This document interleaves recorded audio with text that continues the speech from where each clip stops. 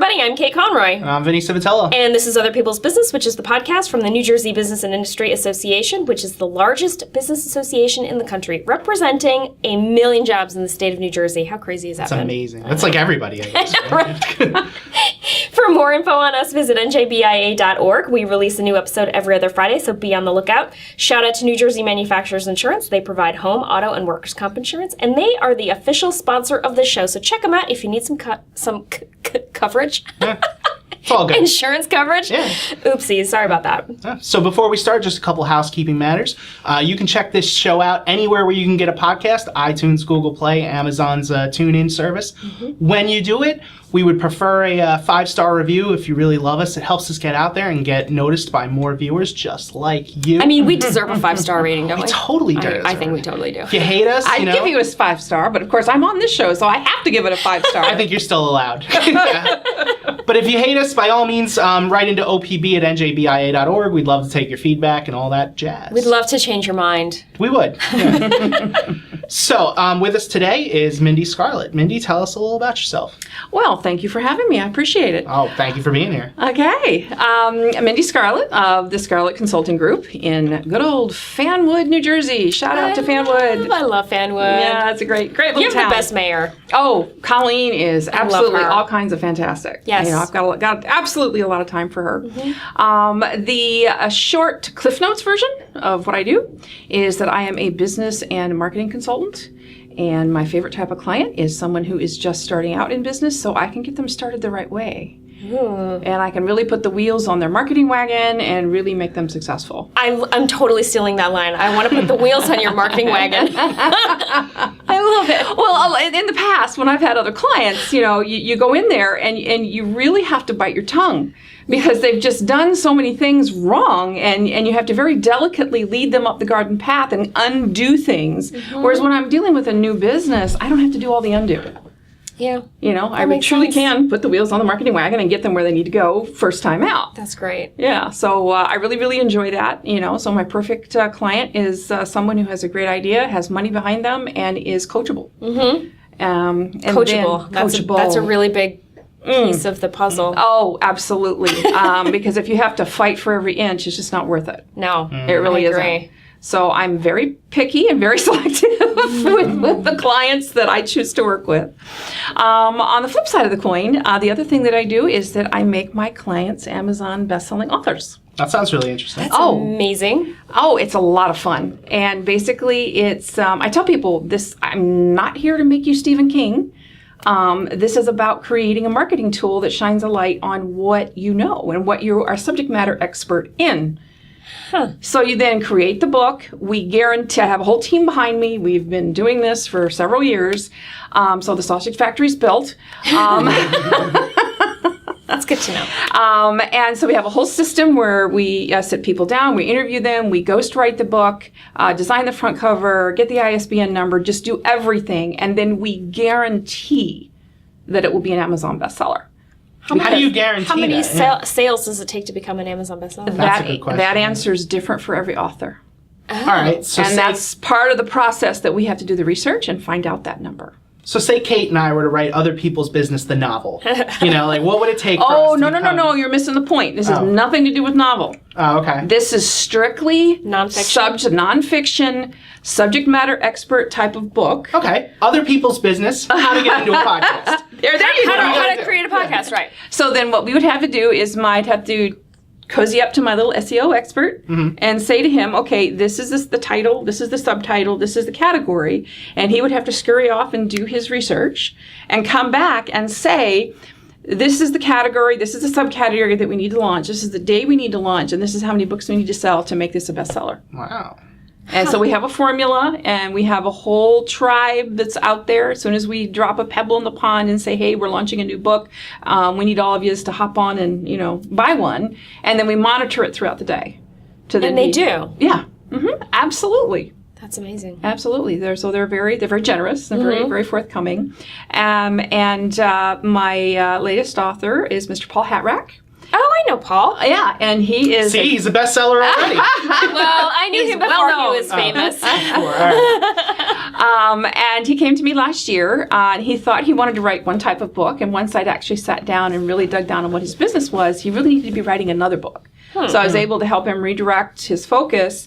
And we promise that we'll make you a best-selling author in one category.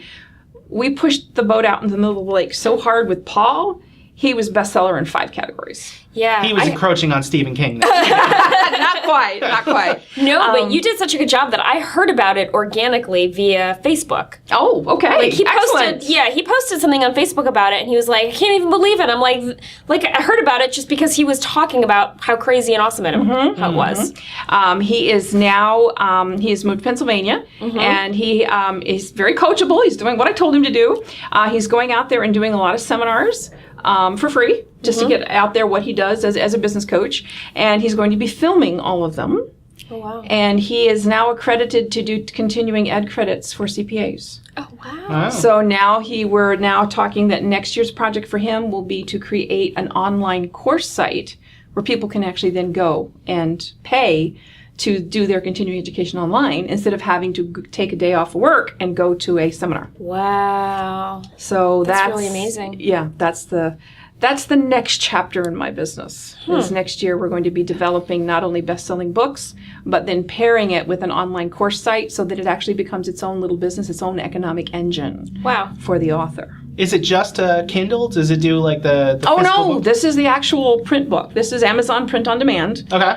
Which is wonderful because if you self-publish or if you get a small publisher to publish it for you, usually you have to spend about $10,000 worth of books Oh, wow. and have them in your garage and they get dusty and you can't get them sold before they go out of date. Whereas with Amazon On Demand, they don't print it until somebody orders it. Ah. Okay, and I had So do they just take the cost out of whatever they charge for the book, or correct. whatever you tell them Correct. to charge It's usually a 70-30 split.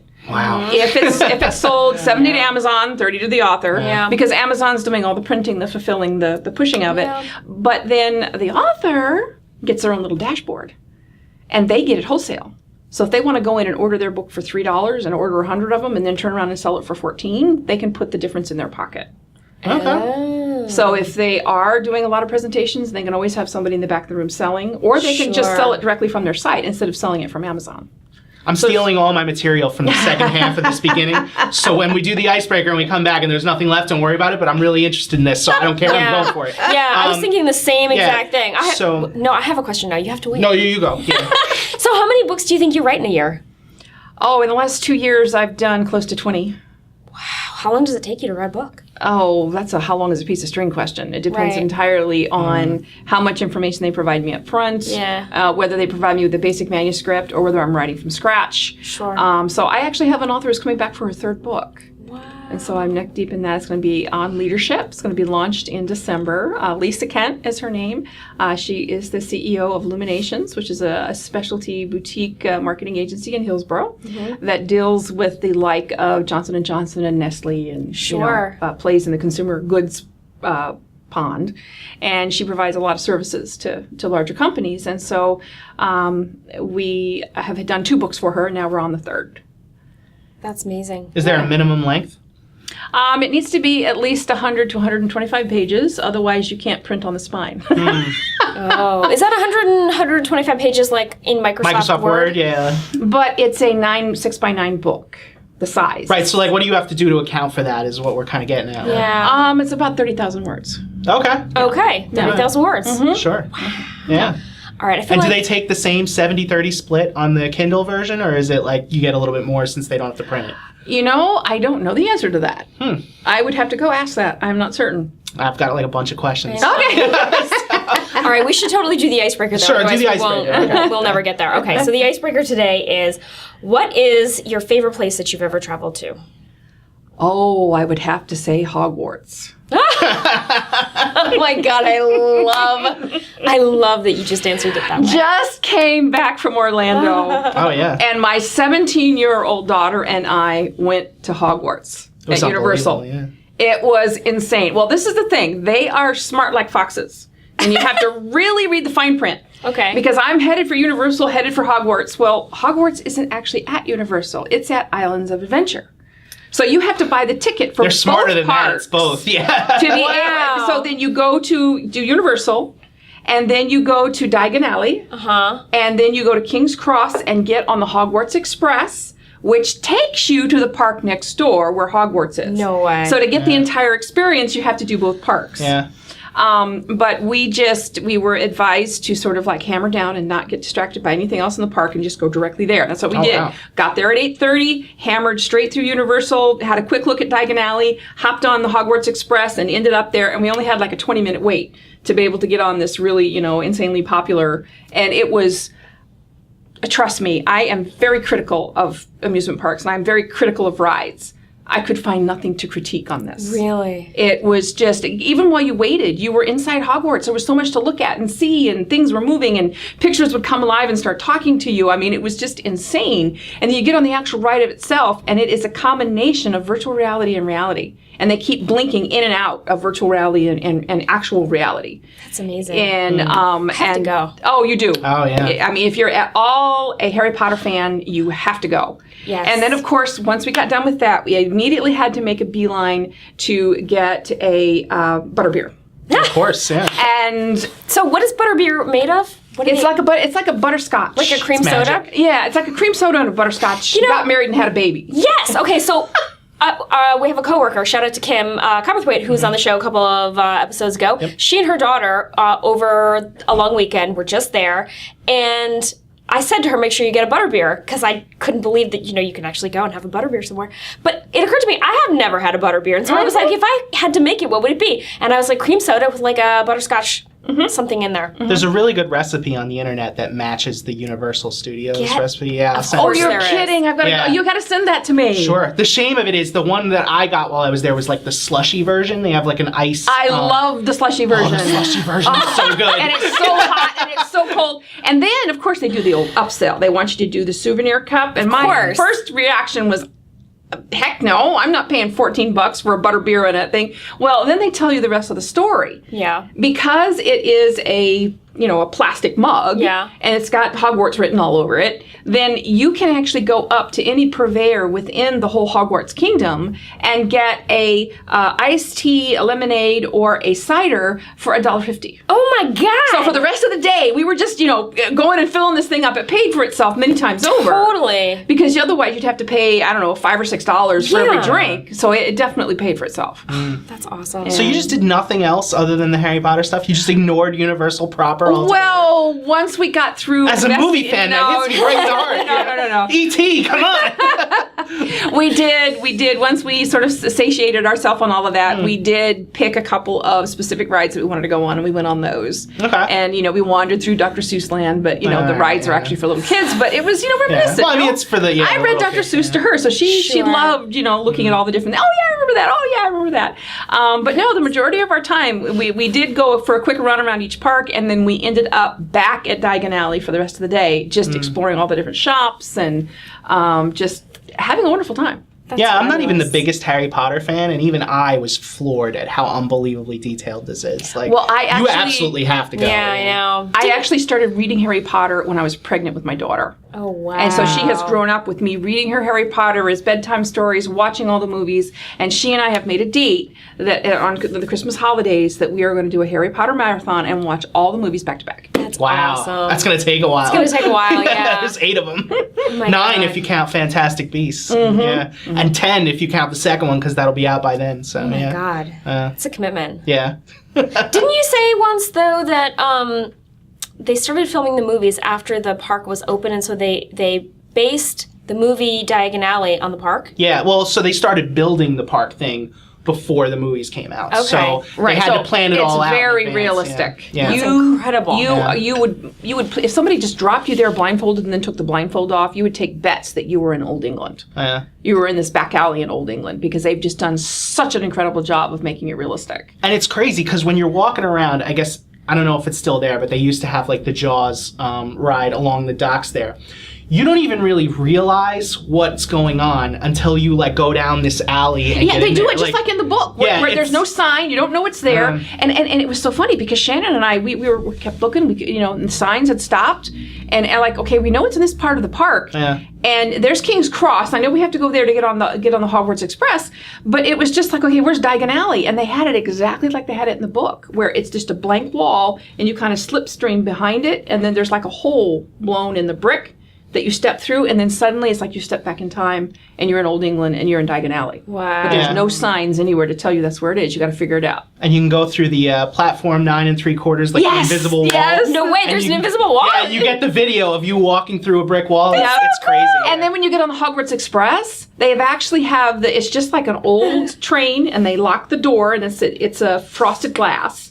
And then you see the shadows, and you hear Harry and everybody talking out in the hallway. And then the window where you would see out is back projected with Old England, shots of London, then shots of the countryside, and then shots in the distance of Hogwarts, where you're actually coming into the Hogwarts station. There's Hagrid standing on the platform. I mean, it's just, they didn't miss a trick. Today's show is brought to you by Universal Studios, Orlando, Florida. No. Totally free. I'm sorry, but that is truly the long-winded answer to what is my favorite place to travel to. I completely forgot that. I kind of did too for a second that this is still the icebreaker. Wow, okay. That's amazing. All right, Vin, what is your favorite place you've ever traveled to? Rome? I don't know. There's that. There's Universal Studios. Top that, if you will. I've been there so many times at this point, and I've still got a bone to pick with Universal for taking the Back to the Future stuff out of there. Like, they actually left the train, thankfully, at J.K. Rowling's insistence, because they were going to take the Back to the Future 3 train, which is the real train, and convert that into the Hogwarts Express. And she was like, no, that's iconic. You can't mess with that. But anyway, Rome was beautiful. So That's your answer. Rome was beautiful.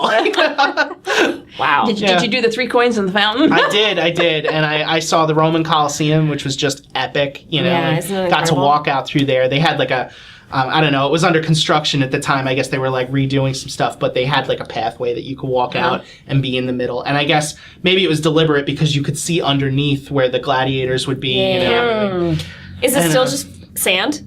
I don't know. This has been a while, but yeah, at the time it looked like it. I don't know. When I was in high school, I went to France for 3 weeks on an exchange program, and we visited Arles, which is in the south of France, and it was a big Roman city at the time, and they had a smaller Colosseum, and it was amazing to just kind of play in the sand of this Colosseum where people would like fight and die, and animals. I just thought that was incredible. I think that's probably where my love of history started, because I just couldn't believe that this is the sand that these guys. I mean, maybe not the same. Yeah, it's probably not exactly the same. Maybe sand. not, They've probably for the tourists redone it, but Maybe, yeah, but it was, the Colosseum, that architecture is just incredible. Yeah, and it was so depressing walking around because you would see like the ruins of all the marble that was, they had like used the to be ancient, beautiful. Yeah, the ancient stuff, and then they tore that out. So I guess build the churches and everything like that. No offense to anybody and anybody's religion, but it was just depressing seeing it and like seeing like what that could have been. But if they had maintained it. Yeah, But instead, it was just a bunch of like marble thrown around on the ground.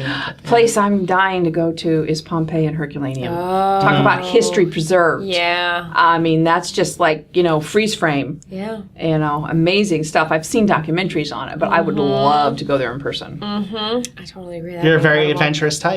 Oh, of course. Go to a active volcano. At the grand old age of 19, I married a homesick Australian and immigrated to Melbourne sight unseen. So the first decade of my career was in Australia. So yeah, I'm the adventuresome type. That's incredible. That's another story. That's like a whole nother conversation. We can come back to that. Yeah, we'll investigate that later. Yeah, right?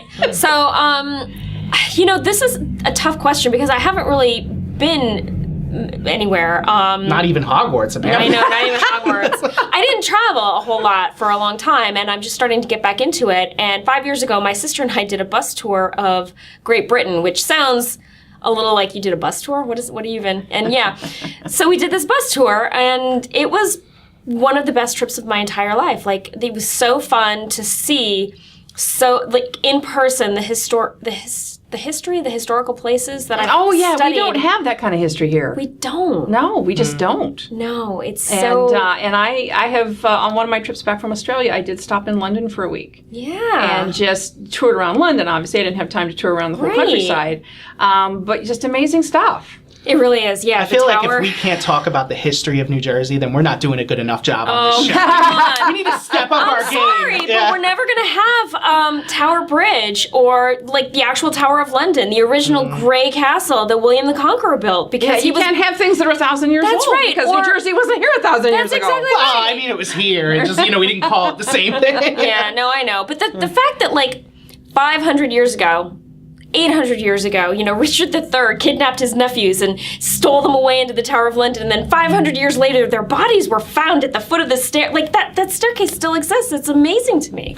Anyway, I'm geeked out a little bit. But I would say that Great Britain, and that even includes, I went to Ireland 2 years ago, and that was a phenomenal trip, but I've always been interested in British history, and so that trip to Great Britain was just, we were climbing on Hadrian's Wall. Like, that's amazing! We went to Bath and we saw the Roman ruins of the bathhouses that they had. Yep. It's just completely phenomenal. Yeah, I would say Great Britain is my favorite. Very cool. All right, so how do you want to do this? Should we take a break now, or should we... Yeah, let's take a break. All right, taking a break. Dance party. Back later. Yeah.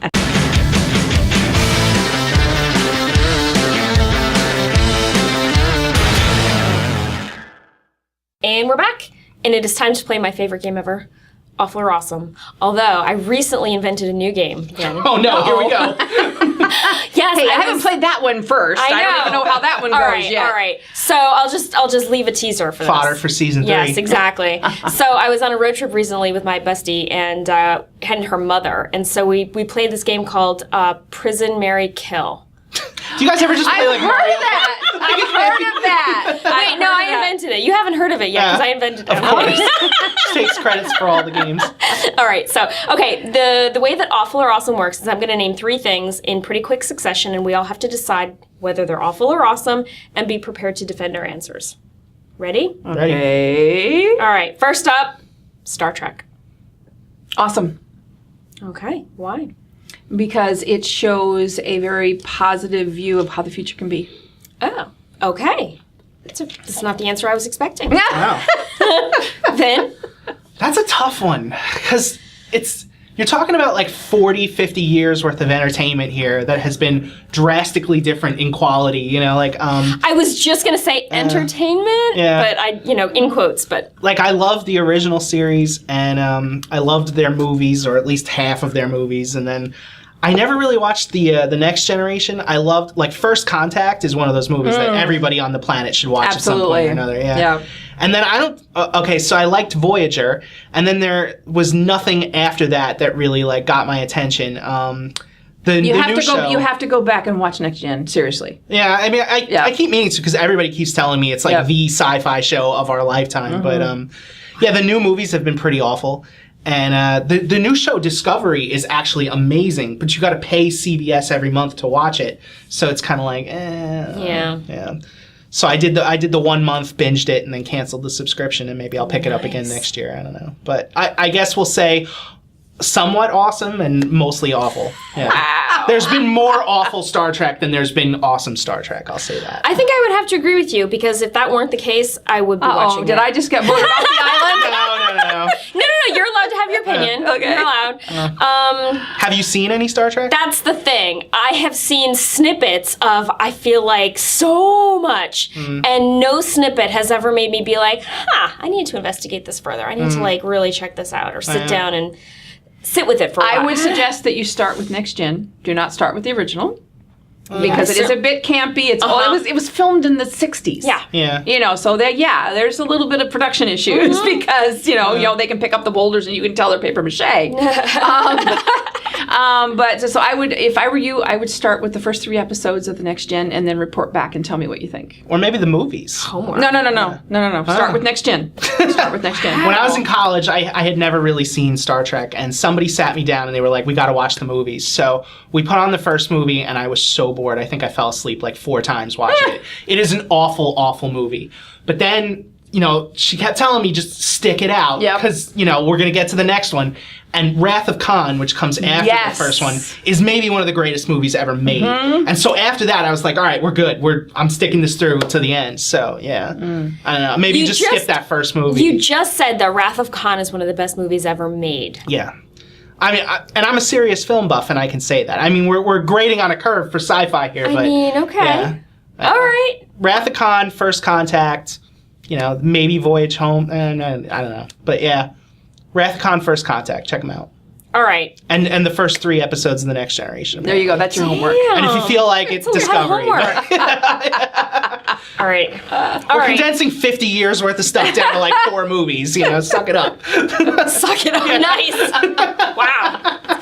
Feeling the love in here. All right, so the next one was going to be Harry Potter, except I feel like we've already kind of covered who loves Harry Potter and who doesn't love Harry Potter. Oh, Harry Potter's definitely awesome. Next. Awesome, yeah. I agree, awesome. Vin? Sure. I mean, I haven't read the books yet. I bought them on Audible, so I'm going to give them a shot. Shout out to Audible. Shout out to Audible, which is another thing. I don't know if your business gets into the Audible. If you're doing Amazon, I know they're a partner, the audiobooks. I've been getting really into that lately, so... If you throw that in there, that's another thing. That's actually how I experienced Harry Potter. I never read the books. I had and have a pretty long commute, and so I've always listened to audiobooks. Oh, okay. So I got them at the library after like 10 years of resisting. And I worked in a bookstore at the height of Harry Potter craze. And, the kids would just lose their minds, and the adults, and it was crazy.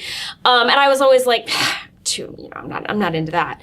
And then I finally, one day, was out of options. I was at my library, and I was like, oh, what am I going to listen to next? And I grabbed the Sorcerer's Stone off the shelf, and I was like, fine. And this was back when it was cassette tapes. And I was like, I'm going to give this one half of one tape. And if at the end of the first tape, I'm not super motivated to turn it over, it's not going to happen. And can I tell you that I blew through that book. Like, I couldn't even believe it. And then I blew through the rest of them. And then, all of a sudden, I had to wait for the next book to come out. And it was... Then you begin to understand. Torture.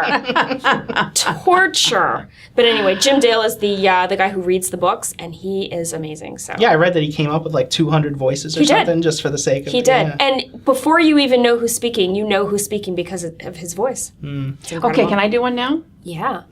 Hunger Games. Awful or awesome? Awesome. Awesome. Oh, good! We Yay! can all vote awesome! I'll actually say, this is one of the few times I can say this. The book was a lot better. I read those, and I think I read the books before I saw the movie. That was really great. Oh, yeah, so did my daughter and I. And it was just like, she was around 10, I think, at the time when it came out. And they had released it where you could get all 3 books for free as on your... you could, I think it was, I don't know if it was Kindle, I can't remember which platform did it, but I got all 3 books for free. And she had just gotten an iPad. So I thought, great, loaded them up, handed her the iPad, and she's really quiet. And then she kind of comes up to me rather hesitantly, and she's like, Mom, can we buy the real books? And I'm like, yes, my job here as a mother is done.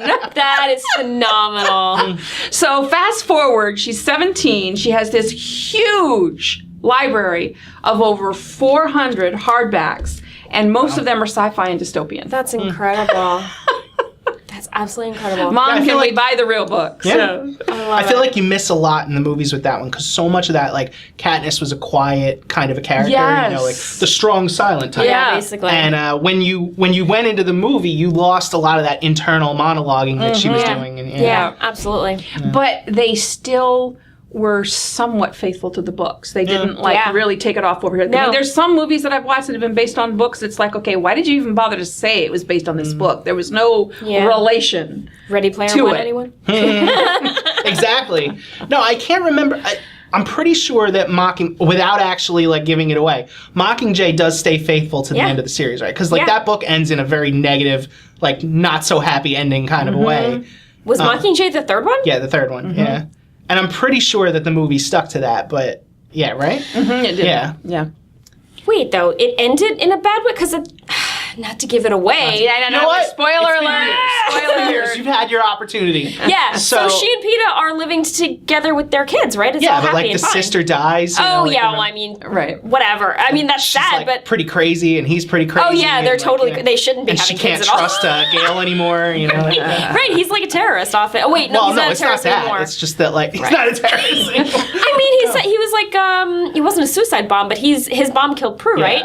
Yeah. Yeah. Good times. Anyway. All right, Moving right along. The last Awful or Awesome is Game of Thrones. Speaking of dystopian futures or pasts, as it were. Yeah, awesome. And trust me, I was part of the resistance. I resisted for 6 years. Yeah. My kid was into it, and I'm like, oh no, it's too violent. It's oh a no, lot of gore. and she just kept saying, Mom, watch it. Mom, watch it. Mom, watch it. So I finally got through the first 3 episodes, and I was hooked. I binged watched all the way through to the end, so that for season 7, she and I could watch it together. That's awesome. Did you read the books as well? No, bought the books, have them sitting there, and just I listened to them. I'm like, okay, that takes a lot of getting through. It does. It absolutely does. There's a lot of boiled leather. Yeah. Anyway, The timestamp on those Harry Potter books is intimidating to me, too. The first couple are not so bad, and then I looked at the other ones, it was like 50-something hours. Yeah. Yeah. I'm going to go with awful. Wow. Really? Yeah, it's I watch it because I have the HBO subscription. But like sometimes your favorite shows get canceled and you're really bummed out. If Game of Thrones were to get canceled, there'd be like a second where I'm like, and then I'd move on with my life. Wow. Like, my daughter would be inconsolable. She has it on her calendar that apparently the new season has to be released before the end of April next year in order to be considered for Emmys the Oscars or which one is it? Emmys for TV. So basically, scuttlebutt is that it has to be released before then. But that's all that we've got. We don't have a definitive. Or they can just release it whenever and then get the next Emmy award. Yeah. I never... Well, they are done filming. So just imagine how much production they have. Is this the very last season? This is the very last season. Although they're they going are out with a bang. They're doing a prequel because, heaven forbid, we be without Game of Thrones. Of course they're doing a prequel. Yeah. I never thought about it in those terms before then, but yeah, I like it a lot. But if it were canceled tomorrow, would my life change?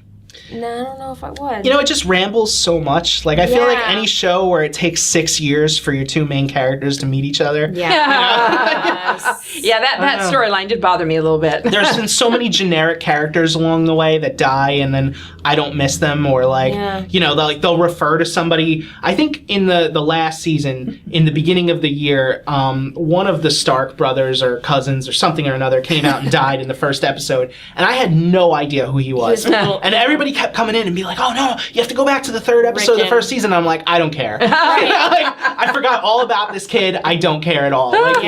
It's just like at the very minimum, as it went along, there were less characters to like kind of muddy up the story. So it got better in that sense. I like Arya, the no face person, assassin. Faceless assassin. Yeah, she's cool. But other than that, Sansa's pretty cool, but.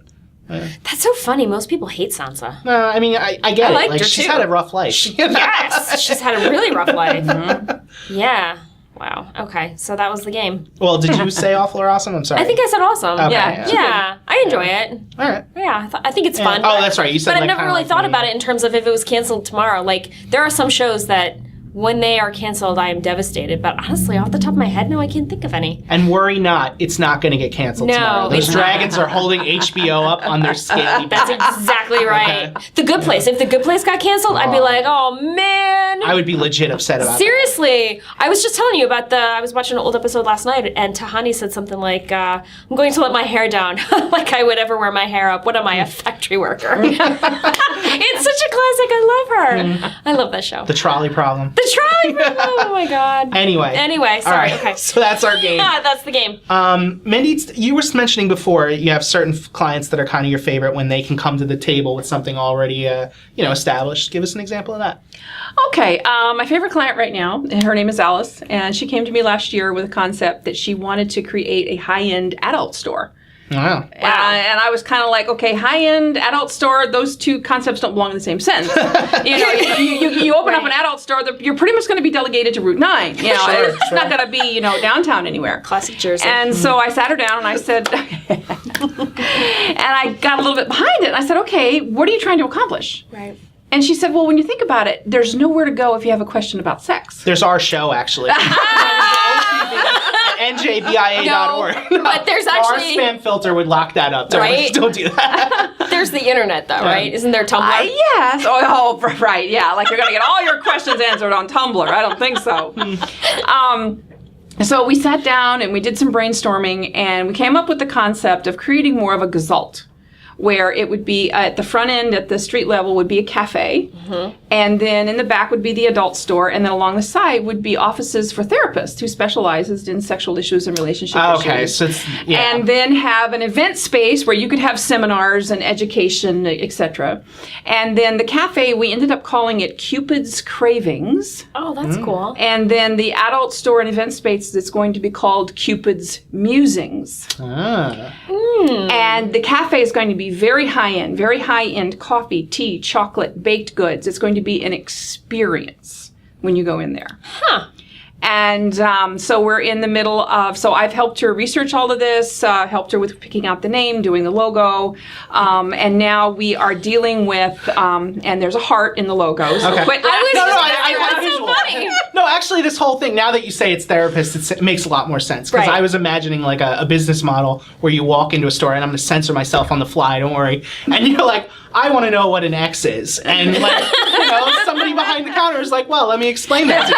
And then when you're done, you hand them $10. I don't know. But relationship therapy and everything, that's actually legit. This is more, yes. And so it was all about, researching what towns. We settled on Montclair. I then brought in a commercial real estate agent that I've worked with for years. He found us the absolutely perfect place. I'm now helping her negotiate with the landlord. So I'm taking her through every step of the way as her business manager and as her marketing manager. When does it open? We have a forecasted date of February 14, Oh, 2019.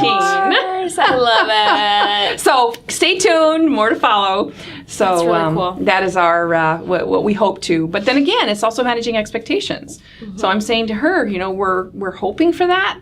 But if the negotiations with the landlord don't go in a timely manner, then we can't do the build out in a timely manner, which means we will not hit that window. Yeah. So I had to set those expectations with her. So she's like, oh, okay, if we have to launch in March or April, that's fine too. Yeah. So, I've seen a lot of businesses in the past where they, just commit to that and then the sign doesn't happen and, it's like 2 months later. So I'm having to do that juggling act of, okay, when do you start paying the landlord? Yeah. Versus when are you going to open? Yeah. So I've been playing hardball with the landlord to really I just pushed like everything on his side. I know he's going to push back.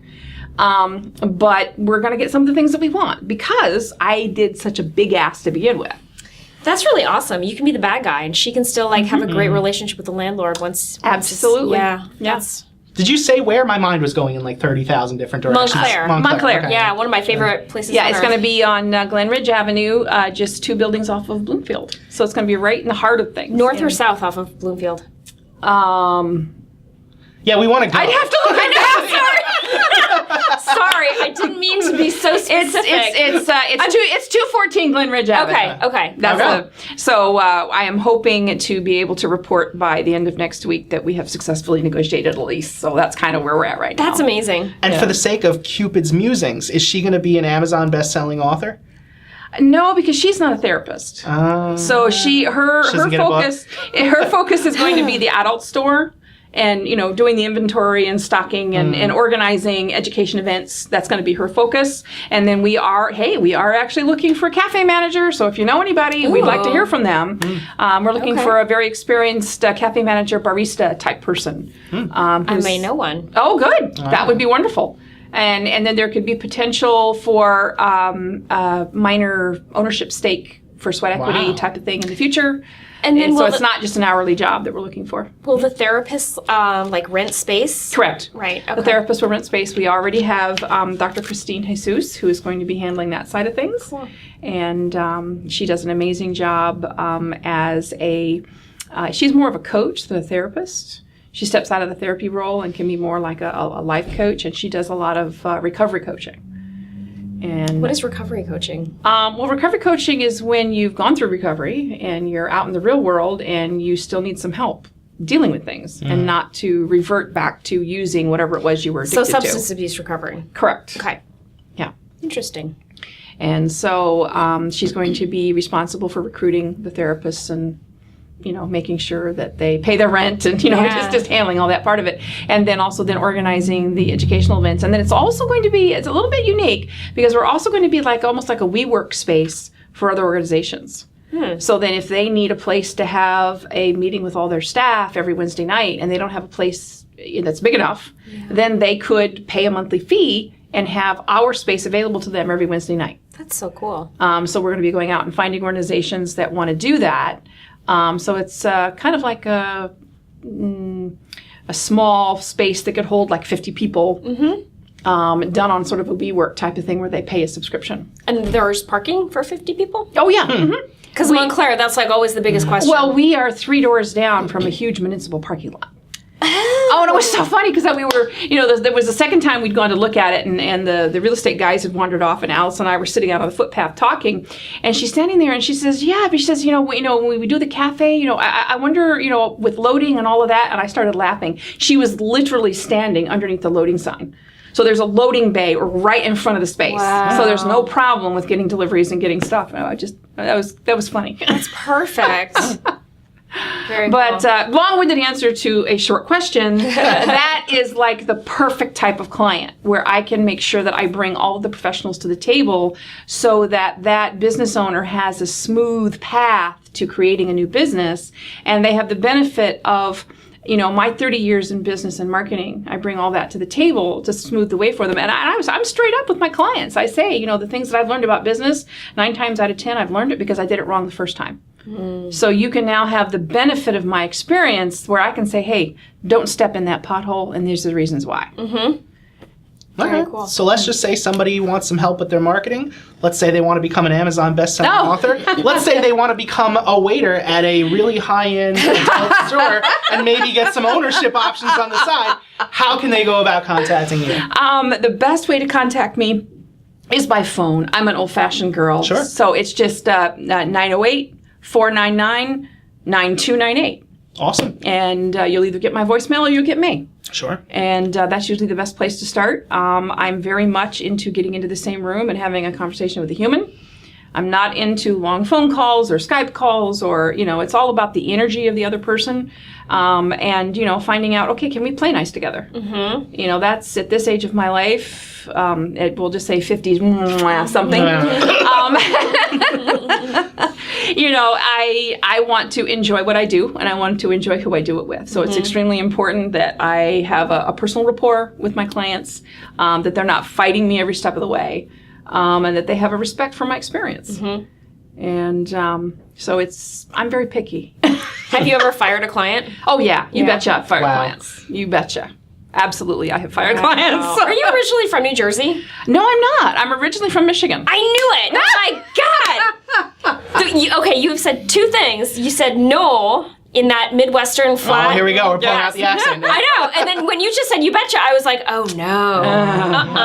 Well, Confirms it. Because I fool people because I'm Michigan by way of 10 years in Australia.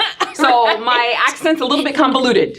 Vinny is losing his mind right now. What is so funny? No, I'm sorry. Like I'm a sleuth. No, yeah, Is it pulling out these little words. And you're like, I know it. Sorry. You make that sound like an Pulling over to accusation. Kate's camera right now. We're pulling away from that.